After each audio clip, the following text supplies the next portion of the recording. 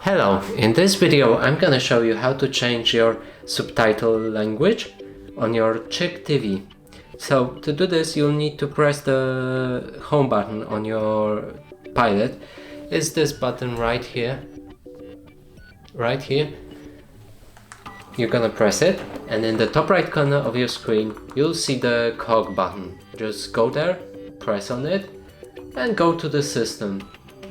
And in system just go to subtitle languages, and from here you can change the primary and also secondary language, which I'm gonna keep in English, but you can change it to one of those languages right here. So that's it for this video. Hope you like it. Please consider subscribing to our channel, leave a like and a comment below.